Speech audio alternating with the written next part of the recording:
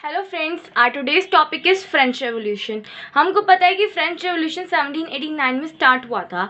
जब हमने इसके बारे में थोड़ा सा 9th क्लास में भी पढ़ा था तो उसमें ये बताया था कि जब बेस्टाइल, जहाँ पे लोगों को बंद करके रखा जाता था, जब उसमें बस्टिंग आउट हुआ, वहाँ पे लोगों ने अपना आक्रोश दिखाया, गुस्सा दिखाया कि आप इस तरह से लोगों को क्यों बंद कर रहे हो, तो फ्रेंच रेवोल्यूशन स्टार्ट हुआ। इसके कुछ मेन पॉइंट्स भी हैं जो मैंने यहाँ पे नीचे मेंशन करे हैं। तो सबसे पहला पॉइंट मैंने ये मेंशन किया है कि जो आइडियाज़ थे, ला पात्रे मीन्स द फादरलैंड एंड ली सेटॉयन मीन्स द सिटीजन, जो जैसे हमारा मातृभूमि होती है वहाँ पितृभूमि का जो आइडिया था, इसको और फैलाया गया। कहा कि ये जो भूमि है ये हमारी है, यहाँ पे कोई राजा रूल नहीं करेगा, अब यहाँ पे हम रूल करेंगे। ऐसी जो सेकंड पॉइंट में कहा है कि जो पावर थी मोनार्की, हम सबको पता है पहले वहाँ मोनार्की का रूल था, वहाँ किंग रूल चलता था, उसको कॉमन पीपल की तरफ ट्रांसफ़र कर दिया गया। लोगों ने वहाँ एक तरीके से डेमोक्रेसी लगा ली।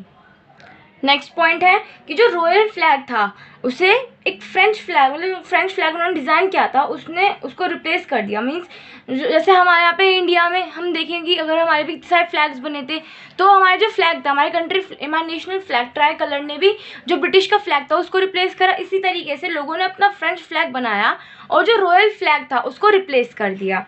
फोर्थ पॉइंट, जो फ्रेंच लैंग्वेज थी उसे नेशनल लैंग्वेज का दर्जा दे दिया गया। और फिफ्थ पॉइंट में कहा है कि यूनिफॉर्म वेट एंड मेजर्स को अडॉप्ट किया गया। इट मीन्स कि वहाँ पे ऐसा होता था कि अलग अलग प्रोविंसेस थे या अलग अलग स्टेट्स थे, वहाँ पे अलग अलग मेजर्स चलते थे, तो वहाँ पे उन लोगों ने मिलकर एक यूनिफॉर्म वेट बनाया कि मीन्स इतने में इतना ही आएगा, और मेजर्स अलग अलग, वेट अलग अलग के लिए अलग अलग मनी देनी होगी। तो इस तरीके से उन्होंने यूनिफॉर्म वेट और मेजर्स को बनाया ताकि लोगों में एक भावना आ जाए कि हम सब एक ही राष्ट्र के हैं। सिक्स्थ पॉइंट में ये बताया गया है कि जैसे अबॉलिशमेंट ऑफ इंटरनल ड्यूटीज़, इसका मतलब है कि जैसे अगर हम एग्जांपल लें अपनी कंट्री का ही, कि अगर हम उत्तर प्रदेश या मध्य प्रदेश में जाते हैं तो हमें अलग अलग ड्यूटीज़ देनी पड़ती है, तो उस टाइम पे ज़्यादा ड्यूटीज़ होती होंगी, तो उन्होंने इंटरनल ड्यूटीज़ को हटाया। उन्होंने कहा कि अगर हम एक राष्ट्र है तो सबको एक जगह आराम से जा सकते हैं, ज़रूरी नहीं है कि वो उन्हें अलग अलग स्टेट में जाने के लिए अलग अलग ड्यूटीज़ का सामना करना पड़े। आगे सेवंथ पॉइंट में कहा है कि सेंट्रलाइज्ड एडमिनिस्ट्रेटिव सिस्टम, उन्होंने सेंट्रलाइज्ड एडमिनिस्ट्रेटिव सिस्टम बनाया। मीन्स जैसे हमारे डेमोक्रेसी में अगर हम देखते हैं तो एक सेंट्रल सिस्टम होता है, इसी तरीके से उन्होंने इसकी भी स्थापना करी कि उन्होंने एक सेंट्रल एडमिनिस्ट्रेटिव सिस्टम बनाया। इन एट्थ पॉइंट उन्होंने कहा कि जो नेशनल असेंबली थी उसे रीनेम किया स्टेट जनरल की तरह।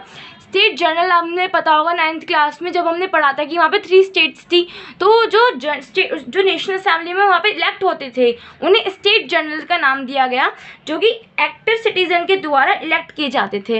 अब एक्टिव सिटीजन्स कौन थे?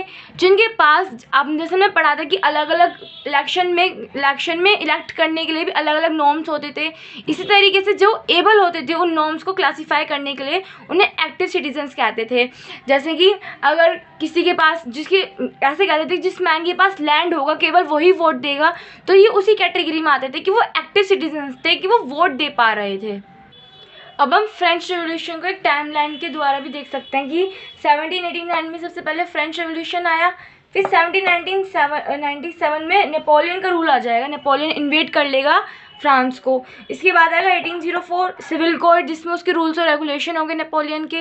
1815 नेपोलियन डिफीटेड एट वाटरलू, जो नेपोलियनिक वॉर होगी वो वाटरलू पे होगी और वो डिफीट हो जाएगा। इसके बाद जो साथ ही में आएगी ट्रीटी ऑफ वेना, जो कंजर्वेटिव रिजिम को शुरुआत होगी।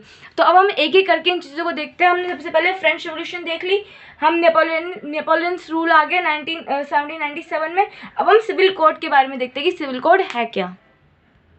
आया civil code of 1804। Civil code of 1804 को नेपोलियनिक कोड भी कहते हैं क्योंकि इसे नेपोलियन ने स्टार्ट किया था। इसके कुछ मेन फीचर्स हैं। सबसे पहला फीचर है कि टेकन बर्थ बेस्ड प्रिविलेजेस। सबसे पहले ऐसा था कि जितने भी जो भी फ्रांस में थे वो 3 सेक्शन में डिवाइडेड थे। पहले थी एरिस्टोक्रेसी, फिर थी नोबल क्लास, और फिर बिल्कुल जो थर्ड क्लास थी, लास्ट स्टेट जो थी वो थर्ड, मतलब बिल्कुल जो लोअर थी वो बिल्कुल लास्ट स्टेट थी, तो उनको एस्टेट कहते थे। जैसे हमारे तो क्लासेस कहते हैं, वहाँ पे ना एस्टेट कहते थे। तो जो एरिस्टोक्रेसीज में होते थे वो बहुत अमीर होते थे, नोबल में मीडियम क्लास, और जो बिल्कुल लास्ट स्टेट होते थे वो बिल्कुल ही गरीब होते थे। तो जो हमारा नेपोलियनिक कोड है उसने इस चीज़ को ख़त्म किया कि जो सबसे पहले उसमें हुआ, कास्ट में हुआ, एरिस्टोक्रेसी में हुआ, तो वो ज़्यादा प्रिविलेजेस को गेन करता था क्योंकि वो बड़ी कास्ट का था, और जो लास्ट स्टेट में हुआ उसके पास कुछ भी नहीं होता था। तो इसलिए उसने इस चीज़ को हटाया कि बर्थ बेस्ड प्रिविलेजेस, जो जिस जगह जिसने जन्म लिया है उसको उसका कोई प्रिविलेज नहीं मिलेगा। Second point, equality before law. वो ये कहता था कि सब एक समान है, अगर लॉ है तो सब एक है, कोई बड़ा नहीं कोई छोटा नहीं। फिर आया सिक्योर्ड राइट टू प्रॉपर्टी। हर किसी को राइट होगा अपनी प्रॉपर्टी को इनहेरिट करने का, उसे कोई और नहीं लेगा। तो इसी तरीके से अगर हम देखें तो जो फ्रांस था वो एक तरीके से एग्जाम्पल बन चुका था और कंट्रीज़ के लिए भी, ताकि वो आगे आए और यूनिफाई हो जाए।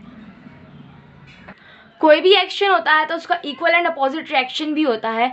जैसे नेपोलियनिक कोड आया तो हर किसी के लिए अपना अपना रिजल्ट था, तो उससे कुछ रिजल्ट्स इस तरीके से हैं कि मैंने इसमें यहाँ पे 2 रिजल्ट्स बताए हैं कि जितने भी बिजनेसमैन थे, मर्चेंट्स थे, आर्टिशंस थे, वर्कर्स थे, उन्हें एक नई फ्रीडम मिली क्योंकि वहाँ पे इक्वालिटी आ गई थी, सारे बर्थ बेस्ड प्रिविलेजेस भी हट गए थे, तो सब एक इक्वालिटी, एक न्यू फ्रीडम को एंजॉय कर रहे थे। तो उसमें मेन बिजनेसमैन थे, मर्चेंट्स थे, आर्टिशंस थे और वर्कर्स थे। जो स्पेशली जो बिजनेसमैन थे, स्मॉल स्केल प्रोड्यूसर्स थे, वो काफ़ी ज़्यादा बेनिफिटेड थे। ऐसा इसलिए क्योंकि वहाँ पे जितने भी ट्रेड यूनियंस थे, मतलब जिन्होंने सब कुछ इक्वल हो चुका था, वहाँ पे कुछ भी ऐसा नहीं था कि यहाँ जाएंगे तो उन्हें ज़्यादा पैसे देना पड़ेगा, यहाँ जाएंगे कम पैसे देना पड़ेगा। तो एक तरीके से इक्वालिटी आ गई थी हर केस में। कुछ भी चीज़ होती है, कुछ उसके मेरिट्स होते हैं, कुछ उसके डीमेरिट्स होते हैं। ऐसे ही नेपोलियन के कुछ मेरिट्स थे, कुछ डीमेरिट्स थे, हम उनको भी देखते हैं। ये है नेपोलियन के कुछ मेरिट्स और डीमेरिट्स। मेरिट्स में पढ़ते हैं सिविल कोड ऑफ 1804। हमने अभी पढ़ा कि सिविल कोड ऑफ 1804 में क्या क्या थी चीज़ें, तो वो काफ़ी ज़्यादा बेनिफिटेड था लोगों के लिए। और क्या था, प्रॉपर एडमिनिस्ट्रेशन सिस्टम आया था वहाँ पर, जैसे कि वहाँ पे प्रॉपर तरीके से हर चीज़ होती थी। वहाँ पे ऐसा नहीं होता था कि कोई अपनी मर्जी चला रहा है, क्योंकि इक्वालिटी आ चुकी थी। फिर था इसमें abolish internal duties and use. जो इंटरनल ड्यूटीज़ थे उन्हें हटा दिया गया, जिसकी वजह से बिजनेसमैन काफ़ी ज़्यादा प्रॉफिटेड थे। अब आता डीमेरिट्स। डीमेरिट्स में था इंक्रीज टैक्सेशन, वो काफ़ी टैक्स लेता था। ठीक है। सेकंड पॉइंट में था सेंसरशिप। सेंसरशिप का मतलब होता है कि जैसे हम मीडिया पे कोई रोक लगा दें। हमारी कंट्री में सेंसरशिप नहीं है, इसका मतलब है कि हमारी मीडिया कुछ भी प्रिंट कर सकती है या कुछ भी पोस्ट कर सकती है। पर नेपोलियन ने ऐसा नहीं होने दिया, उसने सेंसरशिप लगा दी, कहा कि मेरे खिलाफ कोई कुछ भी नहीं प्रिंट करेगा। फिर आता है फोर्स्ड रिक्रूटमेंट। इसका मतलब होता है कि जो लोग थे नॉर्मल, उनको ज़बरदस्ती फोर्स में डाला जाता था, कहा जाता था कि तुम फ्रेंच आर्मीज़ में जाओ और जो हमारा नेपोलियन का जो रूल है, इस फंडामेंटल है, इसको पूरी यूरोप में फैलाओ। एक चीज़ यहाँ पे साबित होती है कि जो नेपोलियन था वो काफ़ी ज़्यादा एम्बिशियस था। वो चाहता था कि वो पूरे यूरोप पे अपना रूल करे और उसका जो फ्रांस का जो रूल है ये सबके लिए एग्जाम्पल बन जाए और वो काफ़ी ज़्यादा फेमस हो जाए अपने इस रूल के लिए।